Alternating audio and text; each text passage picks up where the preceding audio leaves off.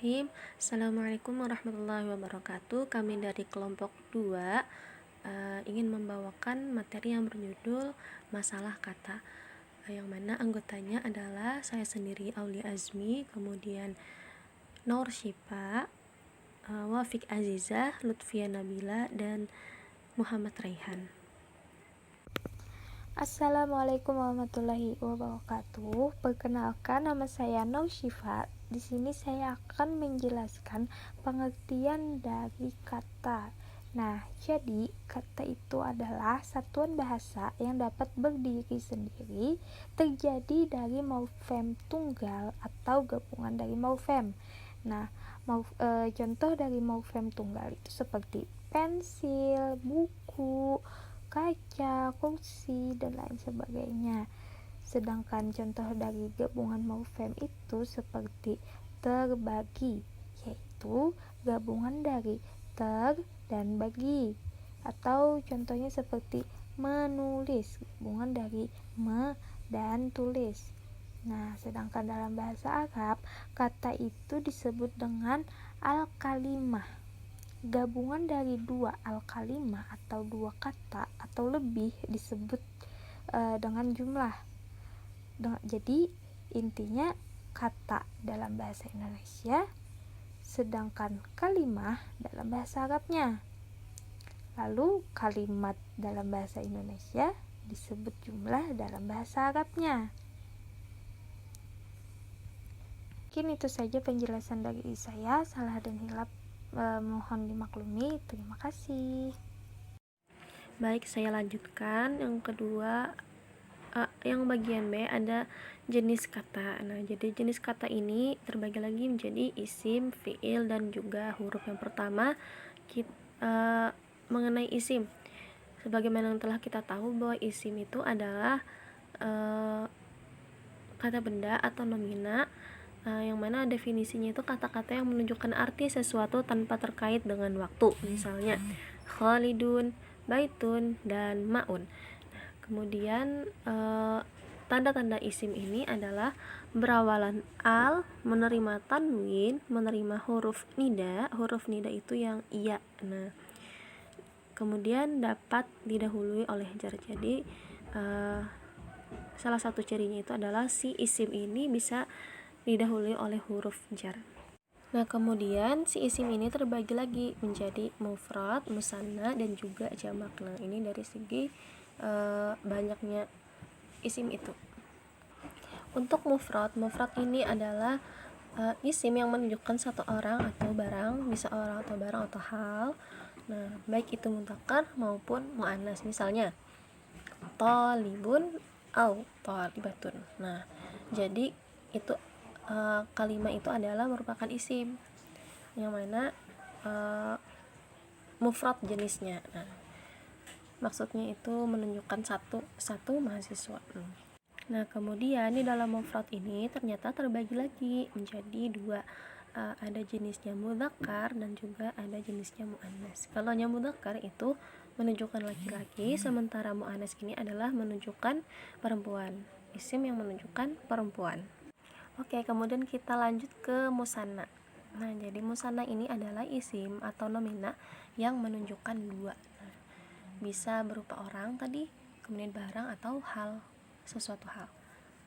Nah, cara pembentukannya ini ada dua. Yang pertama, menambahkan alif dan nun. Misalnya talibani, itu kan asal katanya talibun.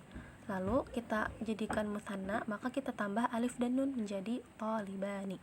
Kemudian menambah ya dan nun, talibaini. Nah, seperti itu.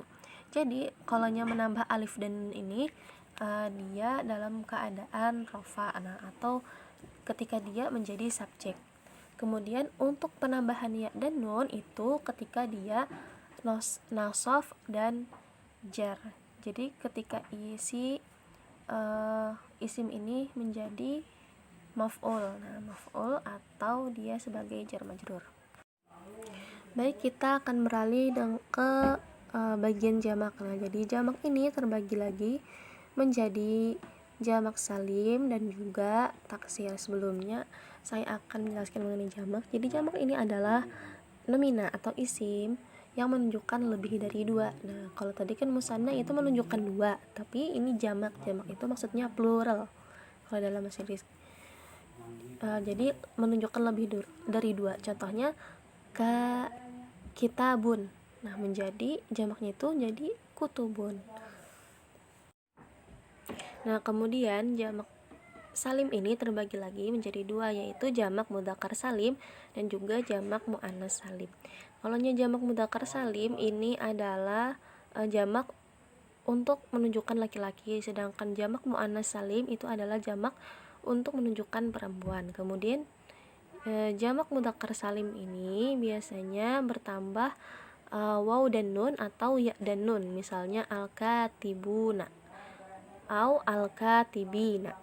Nah, sementara jamak muannas salim ini cara penjamakannya itu dengan tambahan huruf alif dan ta pada akhir katanya. Misalnya mufradnya itu adalah hindun.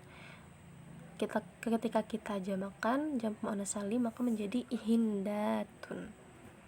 Kemudian kita masuk ke jamak taksir.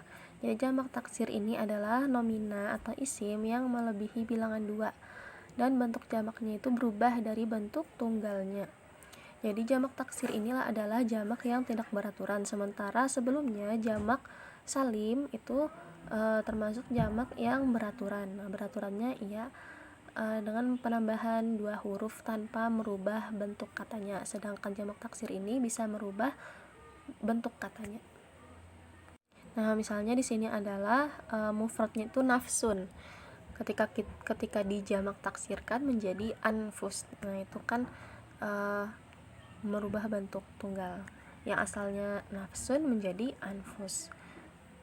Nah, kemudian kita beralih lagi ke fi'il. Jadi fi'il ini terbagi lagi menjadi 3, yaitu madi, mudhari, dan amar. Nah, jadi fi'il ini kata-kata yang menunjukkan arti terjadinya suatu pekerjaan pada waktu lampau, sekarang, atau yang akan datang.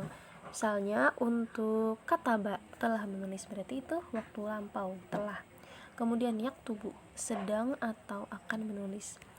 Dan yang terakhir ada uktub, tulislah. Nah, maka itu waktunya yang akan datang atau amar. Singkatnya, fi'il ini bisa kita sebut dengan kata kerja. Oke, kita masuk ke fi'il madi. Jadi fi'il madi ini adalah kata yang menunjukkan arti terjadinya pekerjaan pada waktu lampau atau pada waktu yang sudah lalu, sudah lewat. Adapun tanda fi'il madi ini adalah dapat menerima ta, ta'nits sakinah atau tak mati, tak sukun sebagai tanda pelakunya adalah wanita, seperti katabat.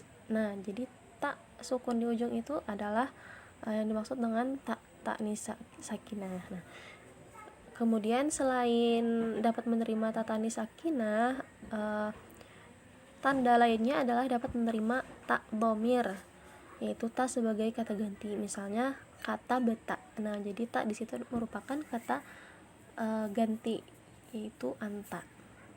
Nah, sementara fi'il mudhari adalah tiap-tiap fi'il yang menunjukkan atas hasil pekerjaan dalam waktu sekarang atau yang akan datang. Jadi intinya fi'il mudhari ini adalah untuk suatu perbuatan yang dilakukan sekarang atau akan datang.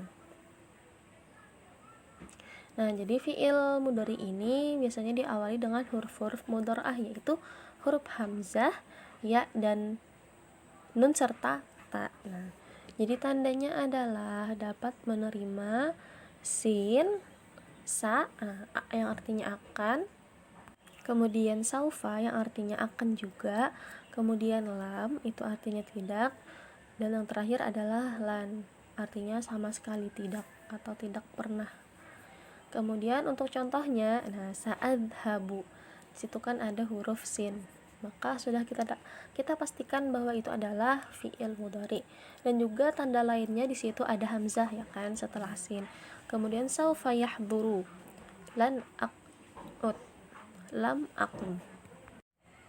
Nah, oke, kita beralih ke amar, fi'il amar. Jadi fi'il amar ini adalah fi'il yang digunakan pada waktu yang akan datang.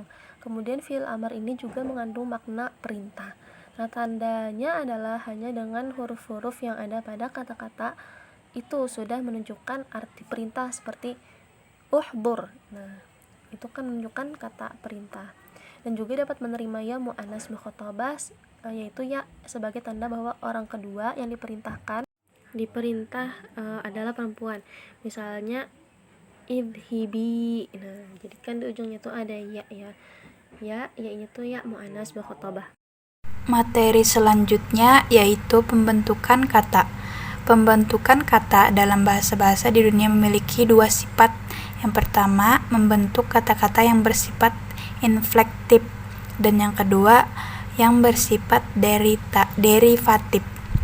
Nah, pertama saya akan menjelaskan tentang inflektif. Menurut Krida Laksana, yang dimaksud dengan inflektif adalah unsur yang ditambahkan pada sebuah kata untuk menunjukkan suatu hubungan gramatikal, seperti huruf waw yang ditambahkan pada akhir kata fi'il, menunjukkan makna jamak atau plural, seperti kata khoroju yang artinya mereka telah keluar, zahabu yang artinya mereka telah pergi, dan ta'allamu yang artinya mereka telah belajar, dan contoh lain-lainnya. Di antara bahasa-bahasa yang memakai infleksi adalah bahasa Arab, bahasa Indonesia, bahasa Inggris, bahasa Latin, bahasa Sanskerta, dan bahasa lainnya. Dalam bahasa Arab, inflektif disebut dengan at-tasrifu al-lughawi. Unsur yang ditambahkan pada kata yang dimaksud dapat berupa afiks, prefiks, infiks, dan sufiks, atau juga berupa modifikasi internal, penambahan yang sekaligus menimbulkan perubahan pada kata dasar yang berkategori verba disebut dengan konjugasi, dan perubahan yang terjadi pada nomina dan adjektif disebut dengan deklinasi. Konjugasi pada verba biasanya berkenaan dengan kala, aspek, modus, diatesis, persona, jumlah, dan jenis. Sementara deklinasi biasanya berkenaan dengan jumlah, jenis, dan kasus. Berikut ini adalah contoh-contoh konjugasi dalam bahasa Arab dari segi tense atau waktu. Yang pertama, fi'il madi. Fi'il madi adalah waktu yang telah lampau. Bentuknya hadoro, yang artinya dia sudah datang. Yang kedua ada fi'il mudhari, waktunya kala sekarang. Yang bentuknya yaitu yahduru, dia sedang datang. Selanjutnya ada fi'il amar, waktunya kala mendatang, waktu yang akan mendatang. Bentuknya seperti sayahduru, saufa atau saufa yahduru, artinya dia akan datang. Yang terakhir ada fi'il nahi, waktunya sama dengan fi'il amri, yaitu waktu yang akan mendatang. Bentuknya seperti ahduru, bentuknya seperti la tahdur, artinya jangan datang. Itu tadi penjelasan tentang inflektif dan beberapa contohnya. Selanjutnya yang kedua yaitu derivatif. Derivatif adalah proses pengimbuhan afiks non-inflektif pada dasar untuk membentuk kata. Dengan demikian dapat dikatakan bahwa pembentukan kata secara inflektif tidak membentuk kata baru atau kata lain yang berbeda identitas leksikalnya dengan bentuk dasarnya. Sementara pembentukan kata secara derivatif adalah membentuk kata baru, kata yang identitas leksikalnya tidak sama dengan kata dasarnya. Dalam bahasa Indonesia, misalnya kata minum yang berkelas verba dibentuk menjadi minuman yang berkelas nomina. Dalam bahasa Arab ditemukan hal yang sama, seperti kata nasara yang berkelas kata fi'il dibentuk menjadi nasirun yang berkelas kata isim. Proses derivasi tersebut menimbulkan kelas kata yang berbeda, juga menimbulkan makna yang berbeda. walaupun kelas katanya sama. Dalam bahasa Arab, misalnya kata nasoro bisa juga dibentuk menjadi mansurun. Kelas katanya sama dengan nasirun, yaitu sama-sama isim, tetapi maknanya berbeda. Nasirun artinya penolong, sementara mansurun artinya yang ditolong. Proses derivasi dalam bahasa Arab sering diistilahkan dengan at-tasrifu al-istilahi. Mungkin itu saja penjelasan dari saya. Infleksi.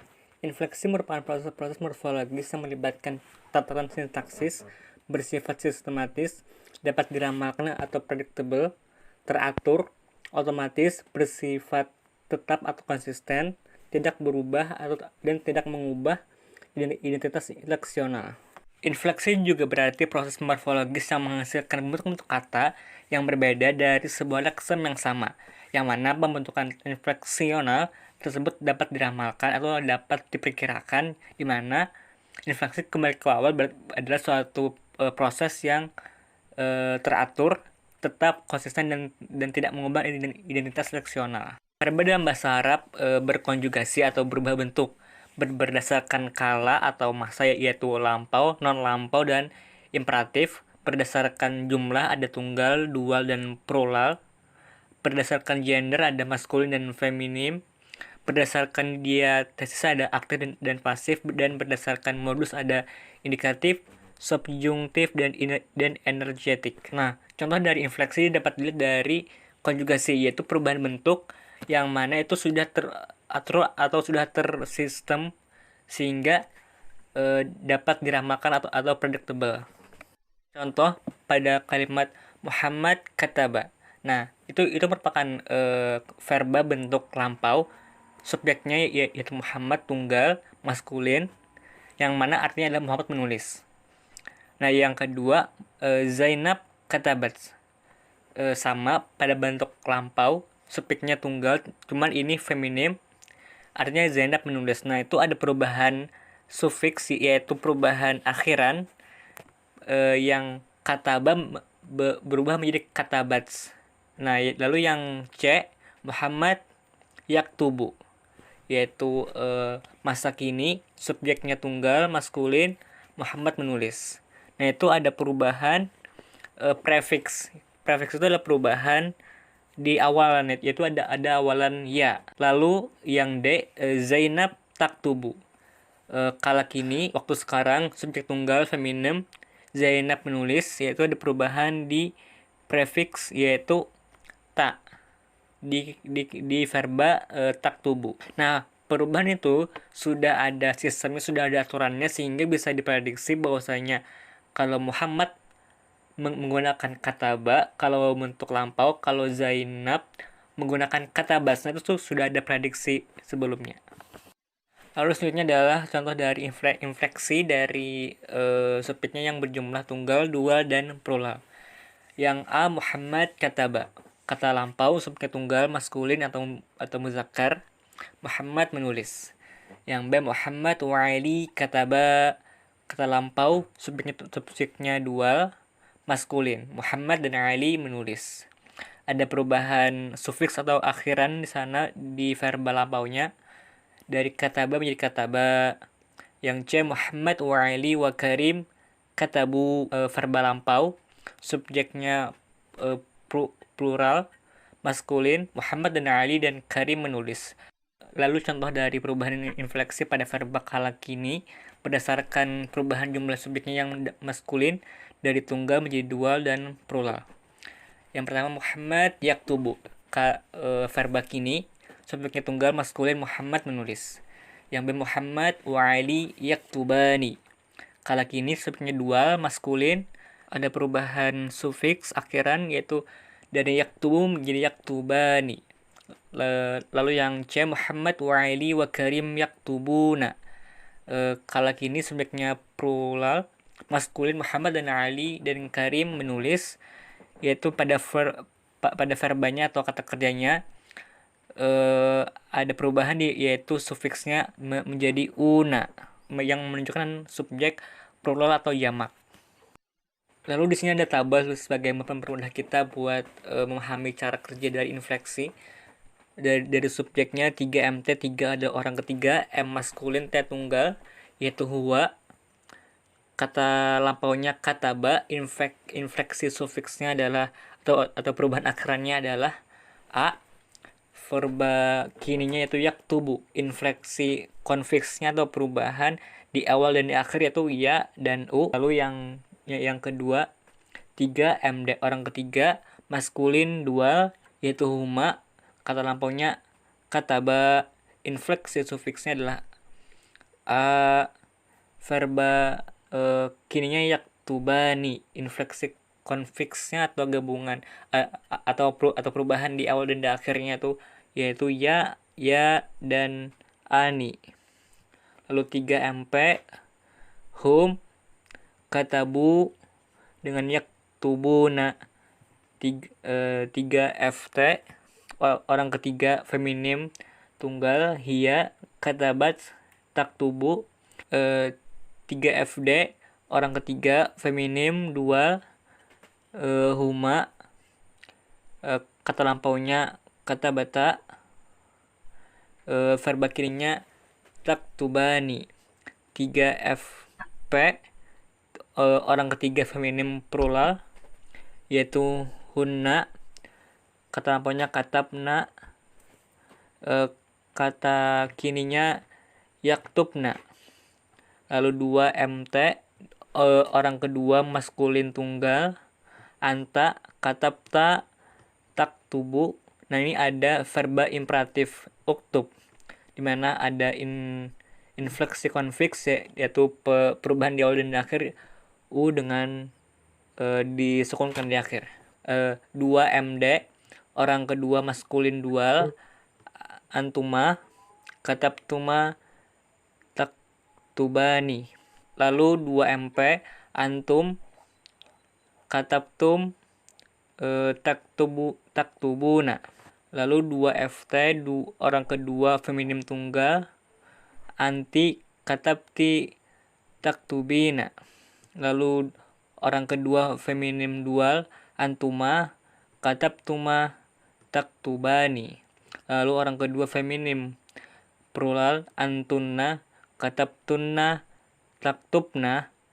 Ada uktubna, ini verba imperatifnya. Lalu orang pertama maskulin tunggal atau orang pertama feminim tunggal yaitu anak, yaitu katabtu dan aktubu.